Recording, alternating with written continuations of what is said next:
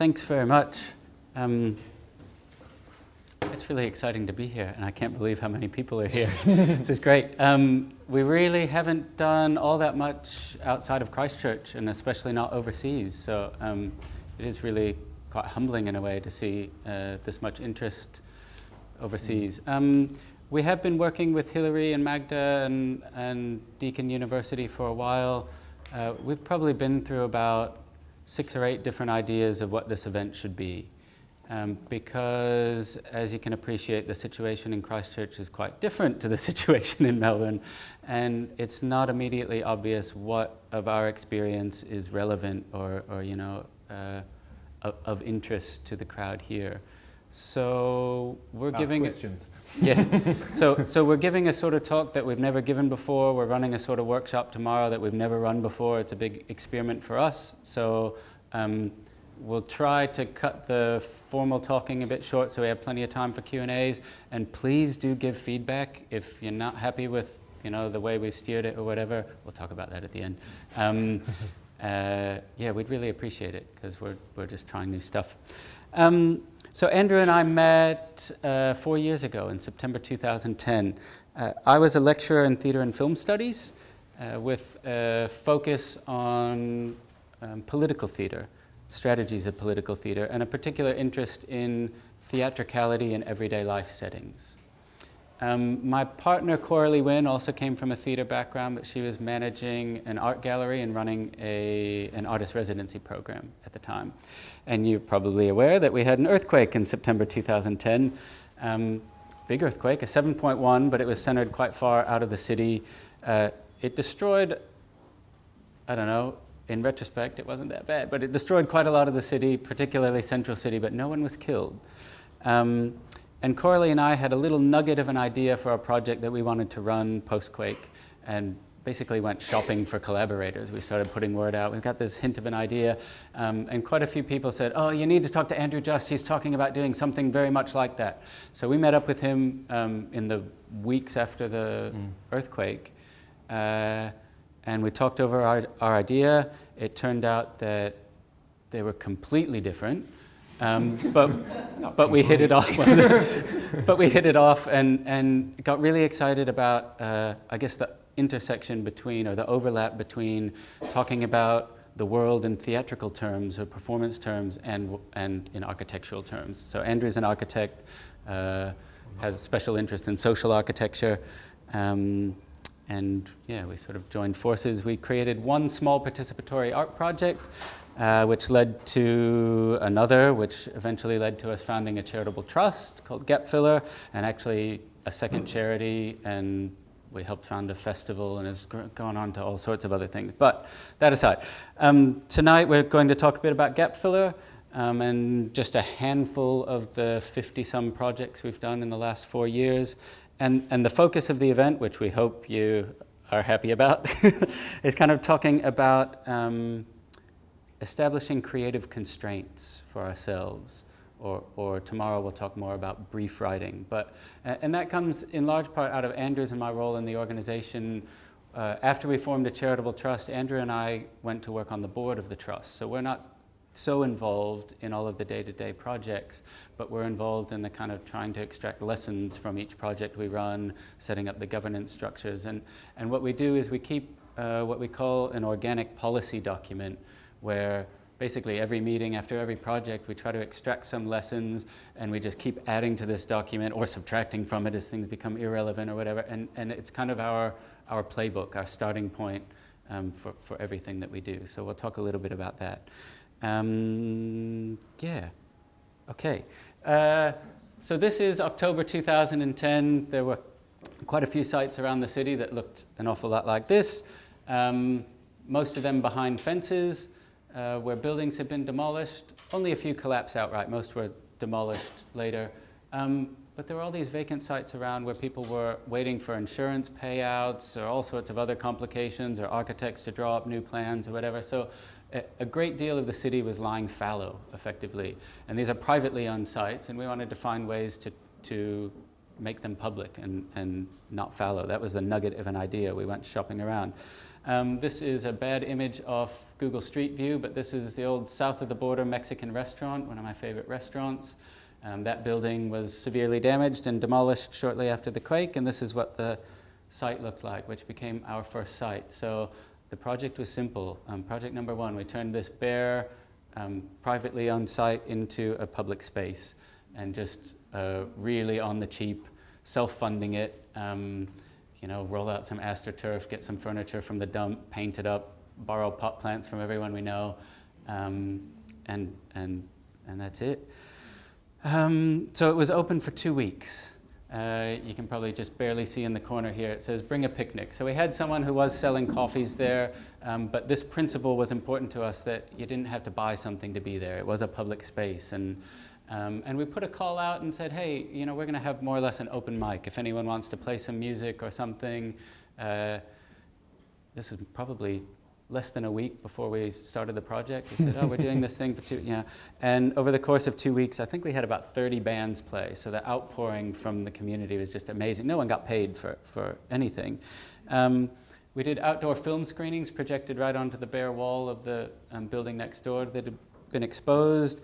People came to us with puppetry performances, poetry readings in the sunshine, and all sorts of stuff. And we had no promotional budget or anything, but the crowds got reasonable and kept getting bigger.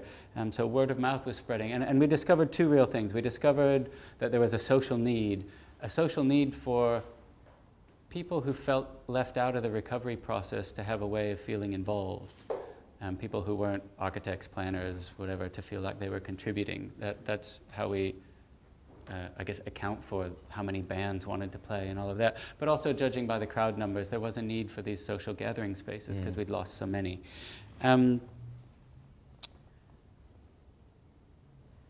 So there was a great response, and on social media and such, people said, oh, when are you going to do the next one? When's the next one going to be? Where's the next one going to be? And we quickly realized that what people meant by that is, when are you going to roll out the fake turf, set up the little stage, invite people to come out? Basically, when are you going to do the same thing again on a different site? And if this were Hollywood, there'd be no question. There was a demand for it. You roll out the sequel. But this was a problem for us, because for us this was, and we'll talk more about it, this was a site-specific work.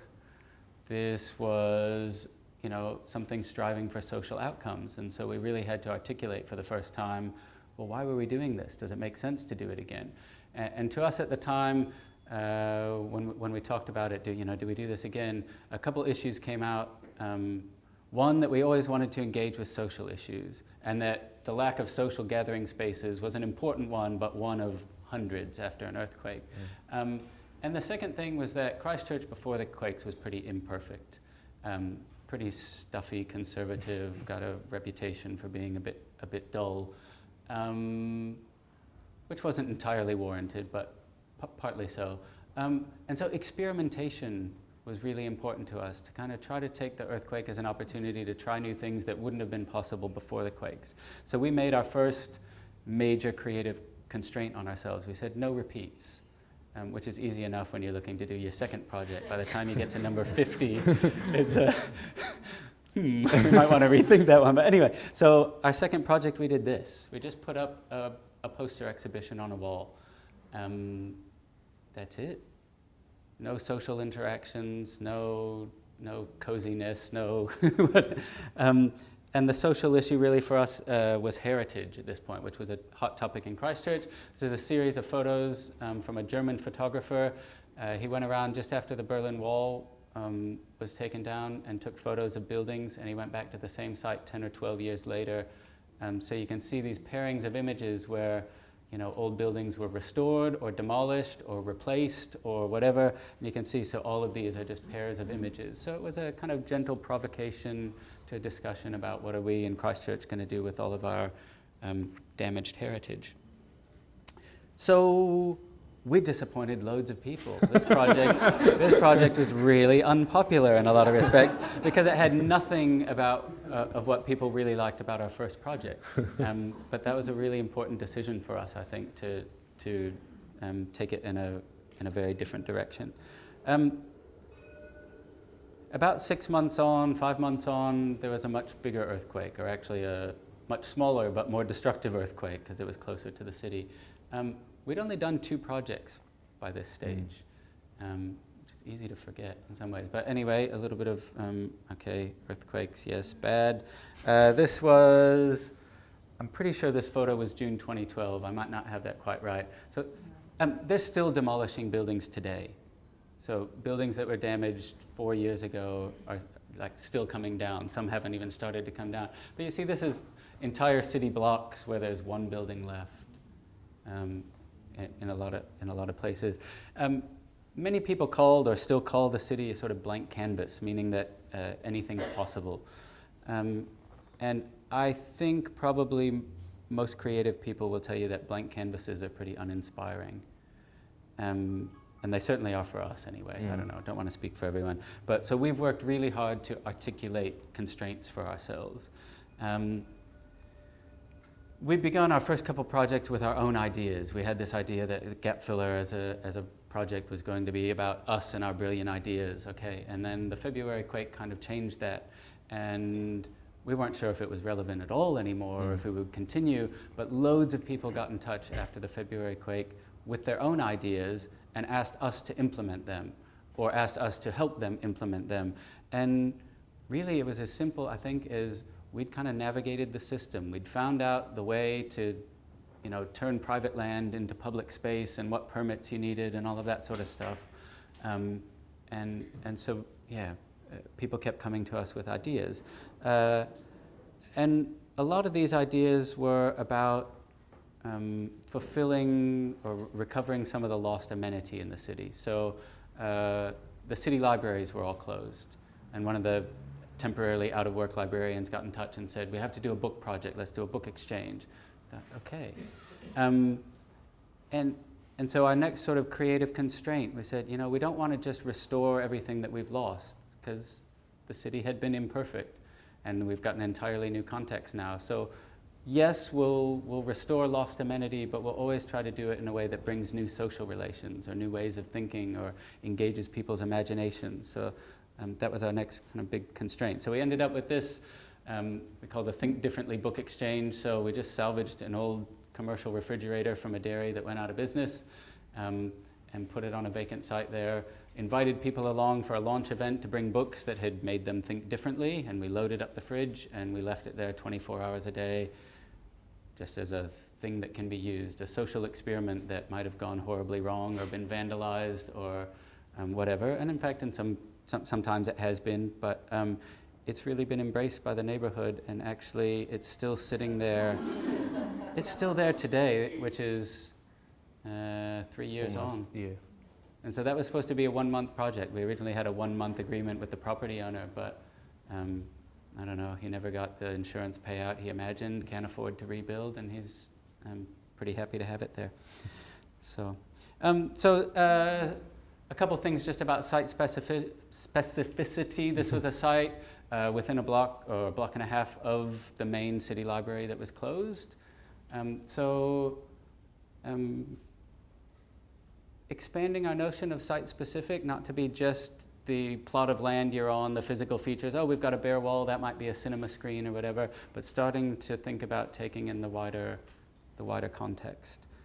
Our next project, and one of the few that we've done outside of the central city, actually, this is in the port town of Littleton, just over the hill. This is the first one where the property owner got in touch with us.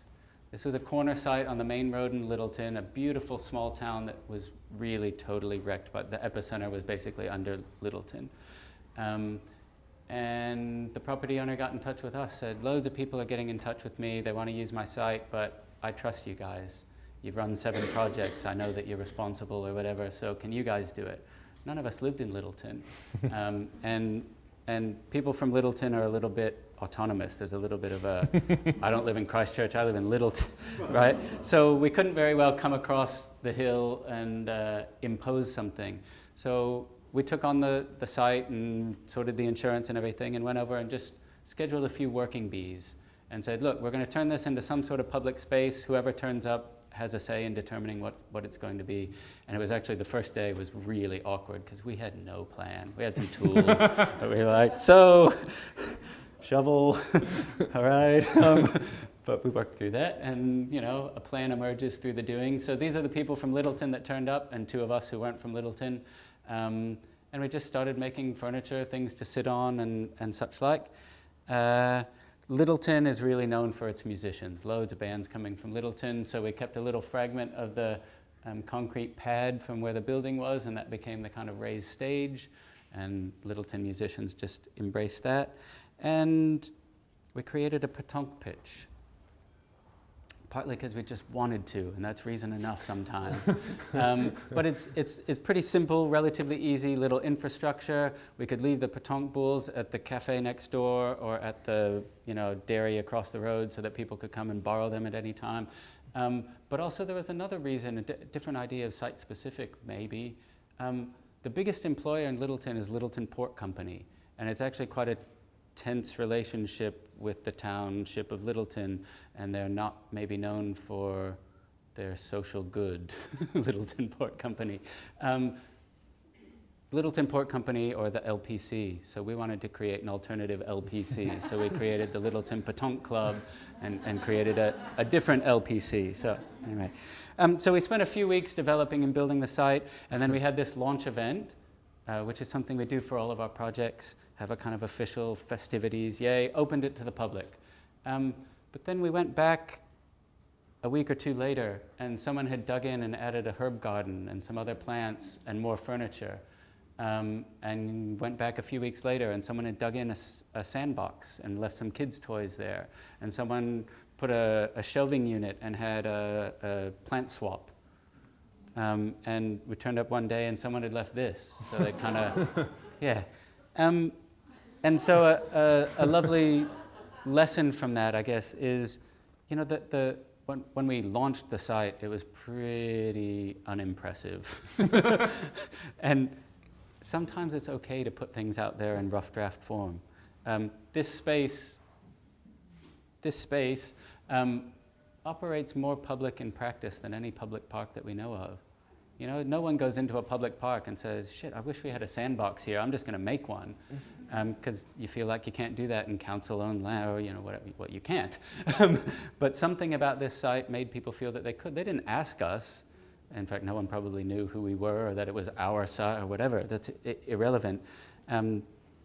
Yeah. And so, yeah, putting things out in rough draft form, but also involving people at all stages gives them a sense of ownership, and they'll continue to make the place. So that became one of our creative constraints, really, involving people at all stages. And it's different for different projects, but we really try to articulate and think about, in all of our projects, the different phases of the conception of the idea, the refinement of the idea. So we're not precious about any idea. They always go into the pot so that everyone can kind of workshop them. The actual construction or implementation of the thing on the site, the use or activation is an important part that we are involved in as well. We don't just put things out there and go, well, okay. Maintenance, evolution, so always take on board feedback and not necessarily verbal or written feedback, but watch, see what happens, take on board feedback, change what you're doing. And actually decommissioning of the project is a phase of the project itself. And so we try to involve people at as many stages as possible. It varies depending on the project, but yeah. Another maybe counterintuitive policy came out of this project and the book exchange. Minimal signage. This is a creative constraint we put on ourselves. This is one that councils really struggle with. And some sponsors, but more council. Because it requires them to be social outcome oriented, and that's not easy. I can't imagine that if we just put a sign up in a council park and said, feel free to build a sandbox here, that people would. So the idea really is you have to make people feel a desire to behave in the way that in the ways that you're trying to encourage. We intentionally chose a large site for the book exchange, so we could set it well back from the road with a pathway leading there. assuming that if we put it right on the edge of the footpath, you're walking along, you see there's a fridge full of books, you go, oh, it's a book exchange, you take a book, you leave, and then it's just an amenity. But if you create it like this, obviously, okay, so you go cycling past or driving past, and it's deliberate, but you don't quite know what it is or how to explain it. There's a fridge there, someone's put a fridge there, there's a pathway leading to the fridge. What am I supposed to do with that? So it requires some curiosity or agency or something, so it becomes an experience rather than just an amenity. And again, I think, so we didn't put a sign at the footpath saying, this is a book exchange, come use the book exchange. You have to take those few steps down the path. So yeah, minimal signage became a creative constraint for us. The desired outcome is change people's behavior, but the constraint we put on ourselves to achieve that outcome is don't use words. Mm-hmm. Use space, use the project itself to communicate. By this stage, we have 2 paid staff and an intern, and we'd been working out of my front room and storing everything in my shed, and it was getting a little unfeasible, so we needed office space. And we had no shortage of offers of places where we could come and hot desk and whatever. We said, yeah, that just doesn't feel right. We're trying to show the city what's possible on vacant land, that you know, to just expand people's horizons, what they think is possible when you just see a bare plot of land. So we've got to make ourselves an office and occupy a site with it. Sort of put your money where your mouth is, or the way we phrased it in our policy document, to adhere to and express your values at all levels. Lots of different ways you can interpret that, but sounds good. So in this instance, we decided to build ourselves an office. Waste is a huge issue in Christchurch, with thousands and thousands of buildings being demolished. So we salvaged, you know, almost everything, including the bent nails that we were desperately trying to hammer straight. Like, we salvaged as much as we possibly could. This is a 10 square meter structure, or just under 10 square meter structure, so it didn't need building consent. We didn't have to go through any council permitting process or anything. So again, demonstrating what's possible. And the demonstration part's really important. We could have put the office in my backyard, great, but no one sees it. It's not, you know, adhering to your values, fine, but our project anyway is about expressing those values, demonstrating them. Next project I want to talk about is our cycle-powered cinema. So we commissioned some engineers, friends of ours, to design a system where we could power, through bicycle power, a projector and sound system to have a series of film screenings. And this is what the system looked like. So we welded special stands, 10 of them, and people actually rode their own bikes in and hooked their own bike into the system with a series of strops and stuff, front wheel on a brick of the building that used to be here, and back wheel on the little motor that generates the power, and then it was all hooked up. So it took 10 cyclists riding at one time to power it, and the whole idea came from the site. This was the home of Christchurch's oldest cycling shop. And so we were actually using the bricks of the old cycle shop to, you know, hoist the bikes. So we did a cycle-themed project, and all of the film screenings were in some way cycle-themed. So we had Triplets of Belleville and Pee-wee's Big Adventure and some Jacques Tati. Anyway, it was good. You can barely see, we've hopefully gotten better at photography than we were there, but there's a series of LEDs just under the screen there, and this is the feedback system to tell people whether they're generating enough power or not. So if the cyclists aren't riding fast enough, it goes red light, and if they're faster, yellow, and then green. And so there's, you know, 50 people sitting in front of them watching the films, and it created this great interaction where, like, when the light dips into the red, everyone starts shouting at the cyclist. So again, creating interesting interactions. Or swapping over. It's cool. Yeah, tagging in. So we ran that for about 2 weeks again, and it took maybe 6 people to set up, 2 hours before the film began to start putting everything out, wiring everything up, 2-hour-long film, another hour and a half pack down or whatever. That's a pretty intensive thing. You can't sustain that for very long when you're a small organization. So we did this wonderful project, and then at the end of it, we've got this stuff. And you have to store it, or you have to something, you know, whatever. And And so we made another creative constraint on ourselves. We said, you know, stuff that we own has to be kept in public circulation. And if we can't do it ourselves, we have to give it away. And so in this instance, we actually, it was a bit flimsy and we couldn't kind of entrust it to other people. So we actually paid, developed a more robust system, built cases for it so that it could be shipped around, shipped it up, it did a tour around the North Island, and now we've donated it to another charity in Christchurch so that they can use it and hire it out and earn a bit of money for themselves. So yeah, that's one of our trickiest policies in some ways. But it feels really great to do this. Sometimes we call it strategic gifting. So it's like, find out who we want to give this to and then put some provisos on it that they have to, you know, keep it in the public realm, do free events or, you know, whatever it might be. So it's ties in pretty with cool. No repetition, of course. Yeah. Jumping ahead quite a lot, but to illustrate a few of our policies I've already talked about in action. So this is Rad Bikes, which is a community bike workshop. Again, we built a sub-consent structure. We got better at it, and 10 square meters, but what if you have a kind of cantilevered thing over there, and what if the wall kind of angles out? There's no rules around that, so we're kind of pushing the boundaries of what 10 square meters might mean. Again, using salvage materials, and again, creating a construction system where lots of volunteers involved in the construction of it.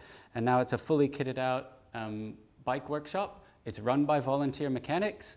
They put their hours up on the door when they've got a few spare hours, and those are the hours. They change week by week. And you can come along, bring your bike, and they'll teach you how to repair it. They won't repair it for you.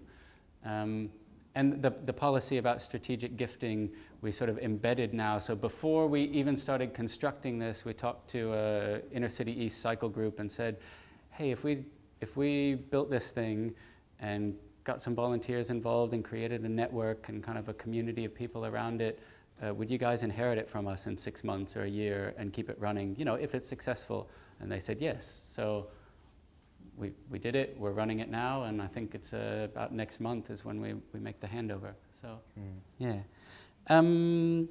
So again, like Andrew said, experimentation is the aim. But if you sit down and go, right, we need to experiment, let's experiment, we got to experiment, it's quite paralyzing. You can't hit things directly, you can only kind of see things out of the corner of your eye. So it's kind of a game you play with yourself of creating constraints that force you to do. So we make a policy, no repeats. We make a policy that we have to give things away if we can't keep using them. We make these other policies that force us to keep experimenting. So I'm about to sum up and let Andrew take over. But just to make explicit something that's hopefully been coursing through here, different ideas of site and site-specific. The space itself obviously has physical properties, walls that have been exposed. The weather is a huge part of what we do. If a site is sunny, if a site is windy, seasons are a huge part of what we do. The neighboring businesses and other activities in that area. Okay, the history of the site, what used to be there, that's a big part. What used to be next door and so on. The whole street and neighborhood, the types of people that are in that neighborhood now, why are they there? What sort of, are they in a hurry? Are they relaxed and looking for things to occupy themselves and so on? All of these things become part of the site. And thinking a bit bigger, the social context. So there's a closed library, there are struggling restaurants, bigger social picture, the state of the city as a whole, the government rebuild plan, how that's affecting things, or even bigger in some ways, really, climate change or peak oil. These are part of the picture that we're operating in, and part of the reason why things like the cycle-powered cinema are important to us at this time. In this site being a city that can kind of rethink itself. So all of that's part of the site to us. So we never face a blank canvas. Every site's loaded with meaning and constraints, and our sort of organic policy thing. I hope you get a sense of how now when we start to dream up whatever our next project will be, even if we don't articulate a brief for ourselves per se, we're starting with 100 creative constraints rather than a a blank site, and that's incredibly generative for ideas. I think I'll pass it on to Andrew now. There are some projects on top of all of our sort of organic policies where we do actually write explicit briefs, either for ourselves to respond to or others. And Andrew will talk about a couple of those, and then I'll come back and talk about another. So, up over. It was almost a whole nice little lecture in of itself, though. He's always a hard act to follow, as Ryan talking. But I get a fun project to talk about, which is Dance-A-Mat, which came again from the social needs and the kind of the lack of amenity and so on that Ryan was referring to before. And in this one in particular, it was basically a loss of dance studios, really. And Coralie, she was in conversation with some of the dance community beside a laundromat at the time, and the concept of a coin-operated dance floor kind of flowed quite easily out of that. And so the concept is very simple. It's a sprung dance floor with speakers, lights, and coin operation, and it's got a mirror ball as well, which isn't in there. And nice graphics to boot. And there's the old laundromat, and that's got all of the audio gear and so on in it, but it's also got the mechanism to go and put $2 in, and then you get half an hour of light and music, and you just plug your MP3 player in, and you can even put it under the lid, and it's all contained and secure and so on. And yeah, it's quite a delightful, almost articulation of that activity, is actually putting that coin in. This was our biggest project to date at the time. You can see it's number 15, so Ryan had jumped up to 32, I think, in the most recent one you talked about. So this is number 15. It was the first time we'd actually commissioned a design, and I think partly because of that, it was one of the first times we actually really started to write a brief, and it was quite an interesting exercise. And you know, part of the reality was that this required help in designing and building it. It's, you know, relatively specialist and so on. So Gapfiller commissioned F3, which was a multidisciplinary practice, which I was actually working at the time. But the founder of F3, he's married to a dancer himself, and he'd actually worked quite a lot on sprung floor systems inside. But we were putting quite a few more demands on in terms of, right, this has got to be outside, it's got to, you know, stand up to quite a lot of wear and tear. We don't know how people are going to deal with this, and we need speakers, and we need music in here, and we want lights in this. So it was quite, you know, quite kind of practical and demanding, but it also really did encourage what turned out to be quite a kind of simple and beautiful kind of expression of it. And as Ryan was saying, that doesn't really look like they're dancing. They were. This was just one of those moments. Yeah, line dancing, exactly. But yeah, the launch events, and you know, a lot of these themes and these learnings, they come back through, and they thread back through the projects that we do. But so we don't advertise as such.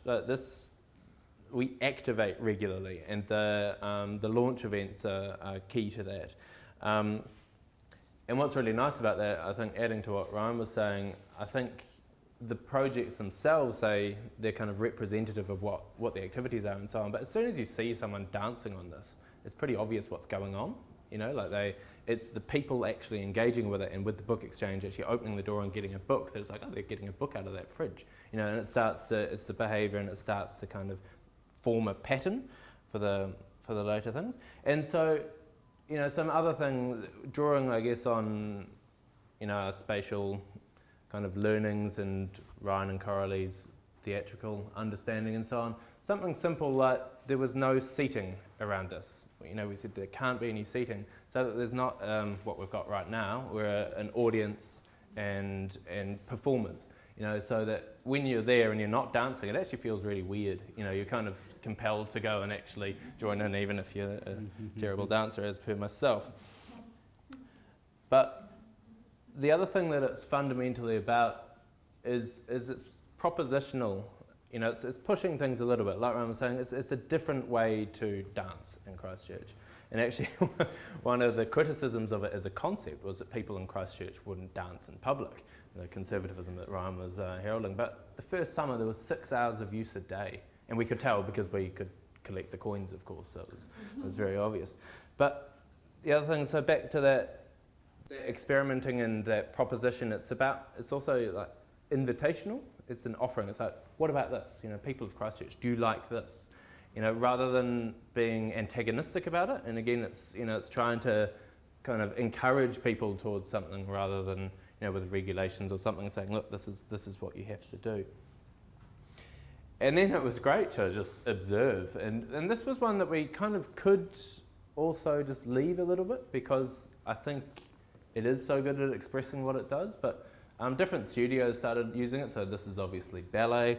Once I turned up and there were these two 14-year-old boys rapping to like an imaginary audience, and every time you'd go, it was quite fascinating how for something kind of static, the activity and the music that would go with that would absolutely transform it. It was just a completely different space each time. And then this one turned up on YouTube. It was this, I wish I could play you the video, but time prudence took over.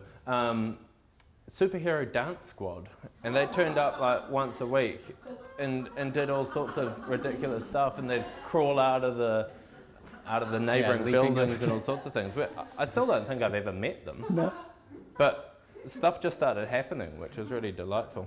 And that was quite funny. They turned up, there's Ryan in the background.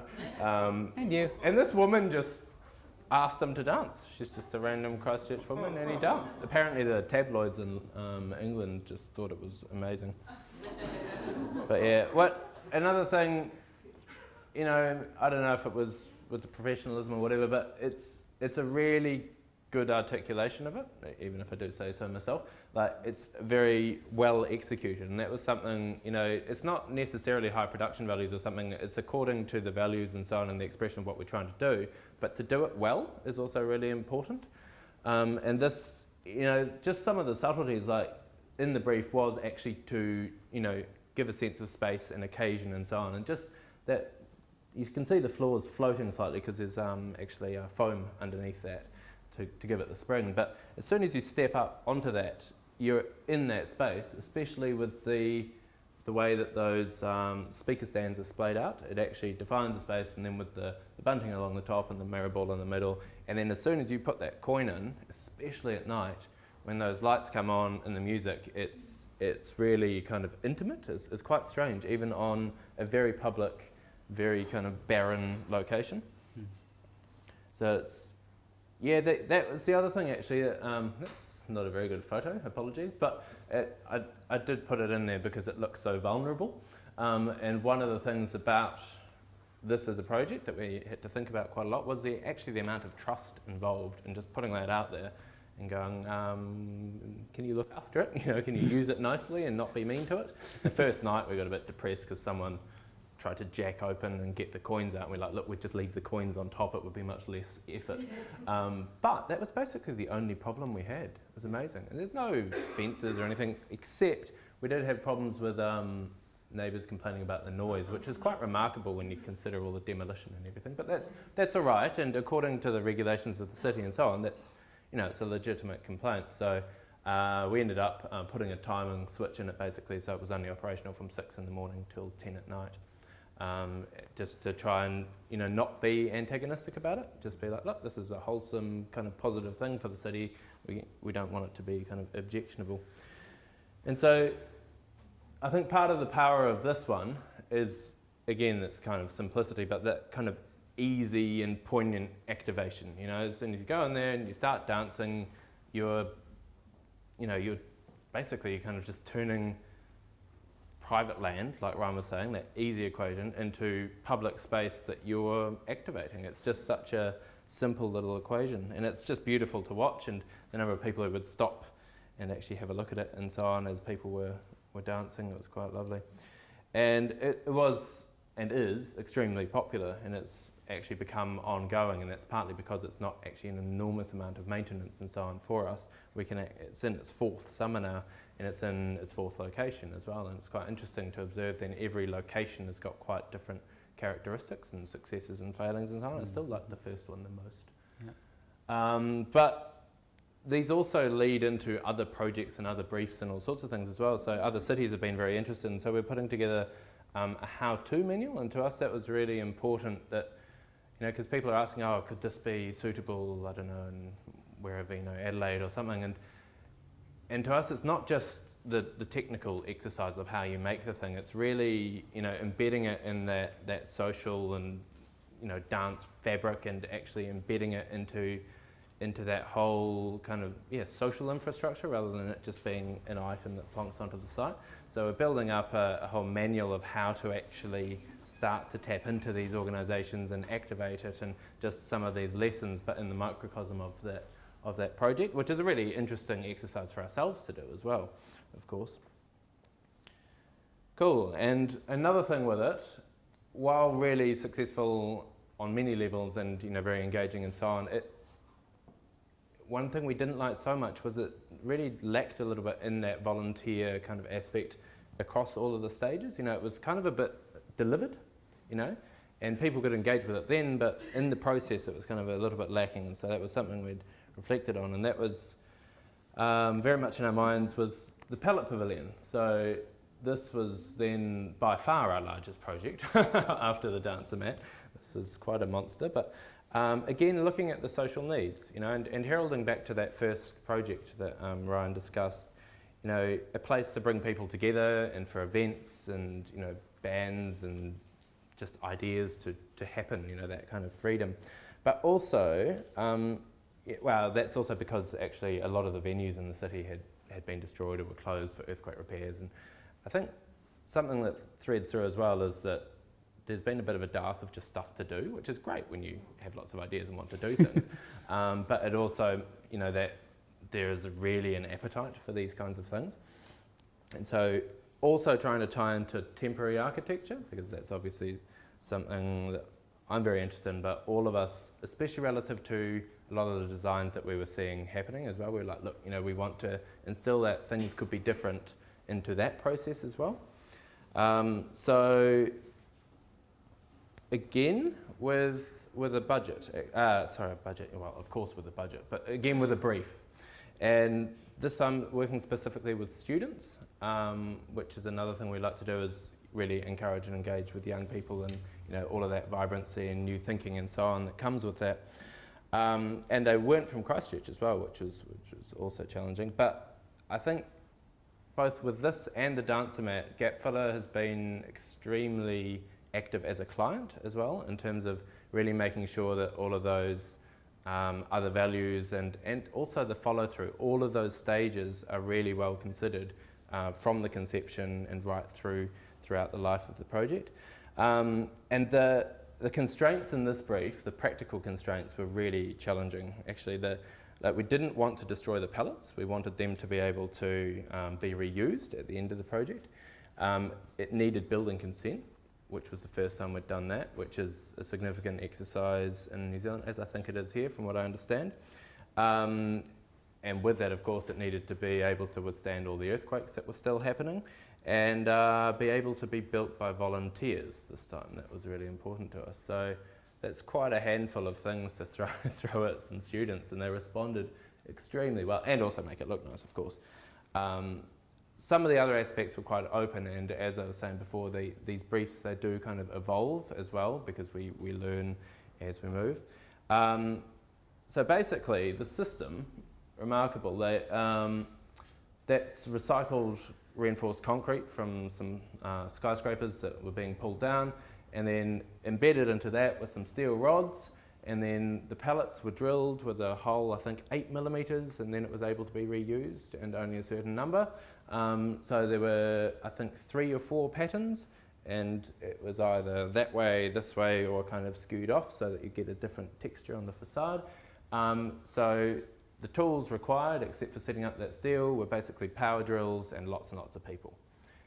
And then you could just thread them on and kind of stack them up. And they got up to 4-metre height, so we had to get inventive with the access systems and so on. But that simplicity, you know, 2,500 volunteer hours went into this, which is quite incredible, from about 250 volunteers, and there were 50+ sponsors, and it was a very kind of high budget project insofar as we had dealt with before, and a massive undertaking, but quite an incredible thing again for people to actually be part of, you know, that repair and this creation of something that's not also just, you know, about, say, fixing your own house. You know, you're working together with other people towards something that's for a whole lot of other people again. You know, and I think with that disempowerment from the political and kind of the top-down rebuilding process, those kinds of moments become especially powerful and poignant, actually. And we could have paid professionals, or tried to pay for professionals, but you know, we were quite conscious that that wouldn't have actually have resonated as well with our values, of course. And again, that activation just being crucial. So it was created as a venue, and Gapfiller really developed it as a venue. You know, it's not just plonking it there, it's actually really, you know, almost becoming a microcosm of what we're talking about in Gapfiller as a whole. It became the venue of, I think, about 200 events or something. It was just crazy, all of the different things that happened in there. You know, people just giving things a go, but also Gapfiller, of course, you know, we had quite a few of our staff members actually dedicated to this, actually keeping that life going and keeping it activated and so on, running the events, and also supporting young businesses. So, you know, people starting markets, and also there was a cafe and a bar on the site and so on. And so Gapfiller working with them to make that all happen. And, you know, it really, over the time that it was in action, it really became so much more about all of the events than, say, the edifice itself, which is quite interesting, of course, from an architectural point of view, where typically we've been very guilty of just focusing on the edifice. You know, the vessel for the activity, you know, the activity was the thing that was really going for it. It was quite beautiful to see. And it also, you know, it's quite a massive undertaking when you consider that whole story again. And it reminds me of how multifaceted that whole team actually has to be as well, from the board and all of the Gapfiller staff, which is now 7, I think, to all of those 250 volunteers and the businesses and so on. You know, it's just that really kind of strong fundamental collaboration to actually all pitch in to get something like this happening, which is just a really, really nice thing to be involved with for, I think, everybody. Yeah, and so just more events. But it also came with a whole lot of risks as well, which, you know, we partially kind of mitigated through our briefs and so on, but also we had to evolve, like the scale of it in just so many ways. Like those 200 events, they could have been events on all sorts of different sites, you know, and it really started to hog all of organisations' energy, actually. And, you know, the building consent, that brought with it the reality that this is also actually a giant stack of kindling. So it needed 24-hour security, for example, which you can imagine on a financial model is actually really, really difficult. So as a trust, we saw it was a little bit late in the first summer, but, you know, we saw it just kind of start to tick over, and it fulfilled so many of the trust's purposes, you know, these values that we've embedded into that organisation, but it was also actually, you know, quite a scary burden. And essentially it did become a bit of a financial decision. And so we decided as a trust to actually put it out to vote. And so it was a crowdsourcing, do you guys want to keep this? Basically, and $80,000 were raised. And that was enough for another year. And it's interesting because enough for another year was obviously the security to keep it going, but it was also quite a few staff to actually man the thing and keep it going, keep it alive, make sure that there were, you know, people around to actually be able to help you host your own event or to stimulate events and all sorts of things. So yeah, so it went for another year, which was beautiful. But eventually, of course, it did get decommissioned. And that was, like we were saying, built in from the start. And so all the pallets were reused, as were the concrete, which went over, and I think cows are now trotting over it, which that's maybe another political thing that we need to talk about actually in one of our projects. But we made that deconstruction actually an event as well. So it was about the deconstruction of the pavilion, and it was quite interesting in a city where you're losing lots of buildings with no choice to have had this written in from the onset. And, you know, as quite a strong community formed around us in 2 years, and to all actually say goodbye was quite kind of heartfelt and lovely thing in its own kind of somber way. But also fun things like an archaeological dig, because it was a pallet floor, so lots of stuff was lost over those 2 years. And then as that was brought up, you know, so just looking at the opportunities that are already kind of intrinsic within the things themselves, and a bit of theatre and so on. Yeah, and so now Ryan's going to talk about another one with a brief. All right. I feel like I'm going to race through this one because I think we've actually thrown a lot more out there than I kind of thought when we were preparing it, and probably have more than enough for a chat now. But context. A few years on from the earthquake, so this is quite a recent project I'm going to talk about. A few years on from the earthquakes, a handful of brave people have reopened businesses in the central city, and there's not so much going on there. And this was last winter, really struggling retail. Context in a different sense. This is the government's recovery plan for the city, which is really focused on massive $100, $200 million infrastructure projects. So their recovery plan is about, and it's dividing the city into precincts. So they're creating a performing arts precinct, a stadium, a convention center in the city. I'm blanking at the moment. Justice Metro and Sports. Emergency Services Precinct. That's right, Metro Sports. Anyway, and even the areas where they're not the government big anchor projects, like the old retail pedestrian mall, Cashel Mall in Christchurch, which used to be a lot of independent shops in these old buildings, most of which are now gone. But the government's requiring individual property owners to team up with other property owners, and so they're not accepting any development applications that are less than basically a whole city block. And so at this time, some of the proposals that were going in for what was going to replace the old Cashel pedestrian mall were basically turning it into a big indoor shopping mall. You know, covered everything under one roof, air conditioning, parking straight up there, all modeled on this convenience thing, and, you know, to compete with the suburban shopping malls. But we thought, you know, in post-earthquake Christchurch, and part of what we've been involved in is this explosion of unique, you know, homemade, homegrown, kind of a reaction against, or a turn against convenience in some way. Like, there's a lot of people taking a lot more time and doing things themselves. And that's what's actually put us in the New York Times, in the Lonely Planet. It's not the government recovery plan. So we thought, you know, forget all this convenience. We want to explore inconvenience.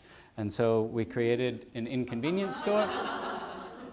And it started with just a name, Inconvenience Store, as a kind of provocation to explore, you know, what might the central city be, what might we do that's a kind of push against this model of convenience. And had everything from, you know, discovering a Gary Larson Far Side cartoon that actually was titled Inconvenience Store, where someone's standing there looking and all the goods are up, you know, on the top shelf. We thought that would be great. So just silly ideas to quite strong political ideas, even anti-capitalist ideas. It kind of could house a wide range of different things. And so we didn't want to just settle on one thing that it could be. And also, we thought this is actually in a kind of strange open-air atrium mall where there are about 15 other shops. And we thought to really work as I don't know if it's even right to call it a parody, but it needs to be open 8 hours a day, 6 days a week, like all of the other shops.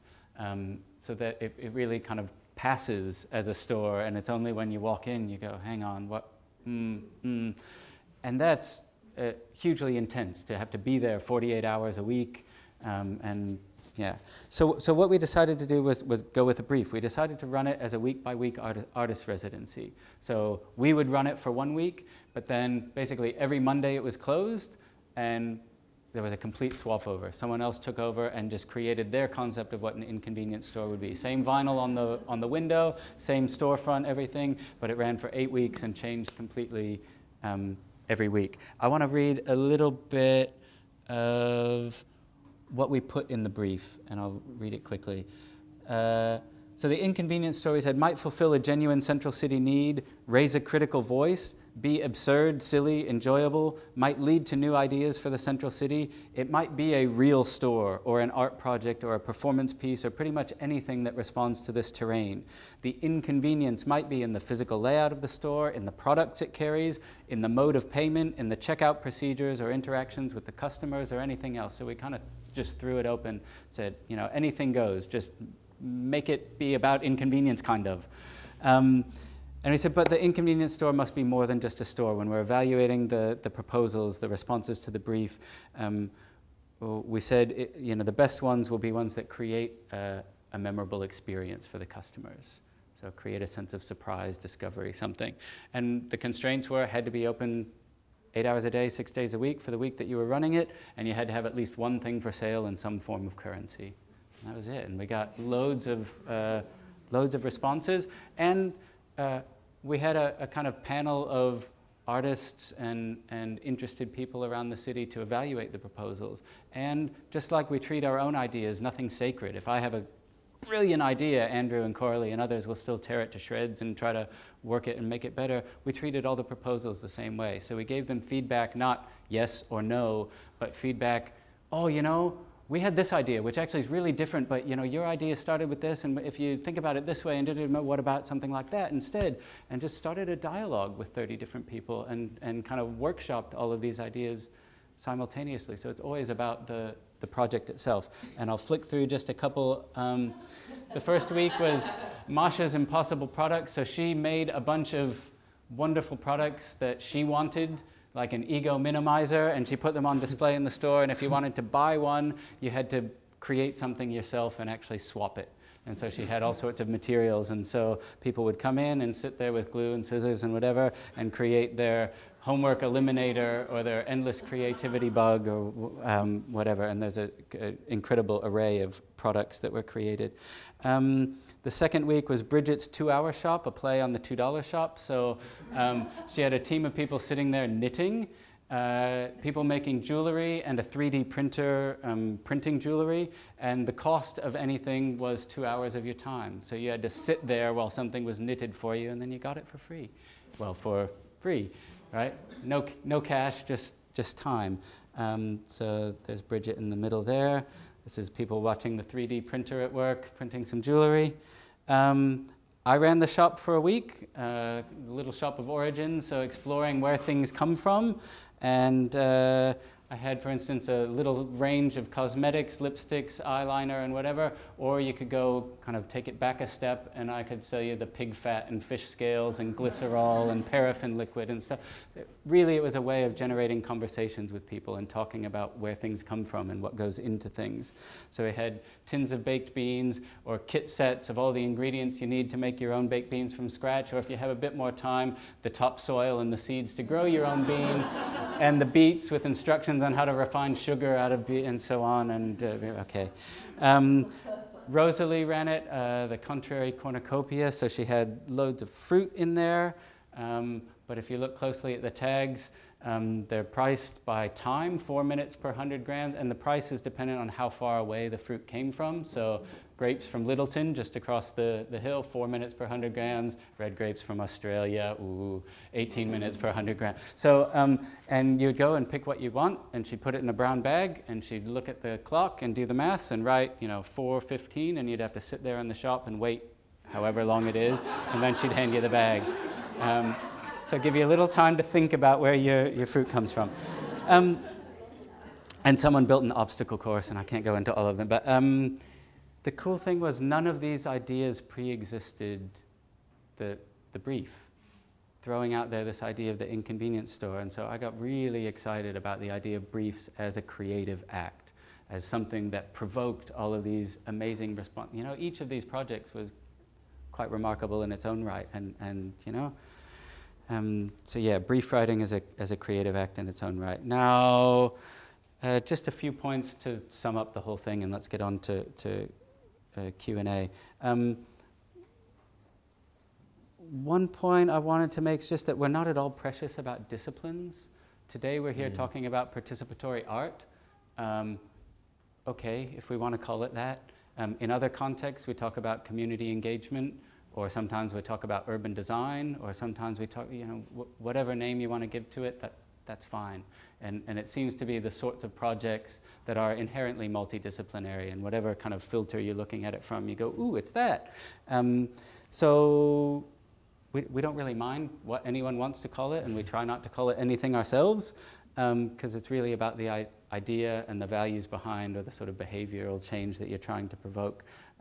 And that means that sometimes we're the creators. We come up with the idea, we implement it ourselves. Sometimes we write briefs for other people to respond to. Sometimes we're responding to, basically, if there's an idea, we play whatever role's necessary to bring it to fruition and let other people plug in wherever they're able to. So that's one, I guess, big important thing for us. Second thing I'd say, which we haven't really touched on, but is thinking at multiple scales, the kind of micro scale, meso, macro at the same time. Maybe touched on it a little bit, talking about site-specific, being both, there's a wall on this site, that's site-specific. We have to worry about peak oil. That's also, in a weird way, kind of, okay. But back to this very first project, the biggest lesson that we learned from that, which I haven't really talked about, is that 80% of the work that went into that project was entirely invisible. It was in finding the site, getting some law firm to draft up a license agreement, entering into a legal agreement with the property owner, having a $2 million public liability insurance policy, figuring out a traffic management plan and temporary power connection and food safety laws for the coffee caravan and structural engineer report for the building next door that was damaged so we could put a temp fence and I don't know, more than that. And that's before you even invite the first band to play or start to organize the film screening rights. And that's the big thing for us. So at the same time that we took this project and let it filter into what our next project would be and next and next and next, we're thinking about the bigger scale. There are all these barriers stopping everyone else from doing things in the city, and how do we address that? And so the second organization that we created, it's called Life in Vacant Spaces, is just a brokering entity, very much like Renew Newcastle, which probably most of you are familiar with. So that similar sort of model of doing all of that stuff so that anyone now that has an idea can go to Life in Vacant Spaces and say, this is what I think needs doing. Can you help find me a site and this and da. So that's a big part of the equation too, and actually working with local government on some regulatory reform and stuff about how to lower some of those barriers.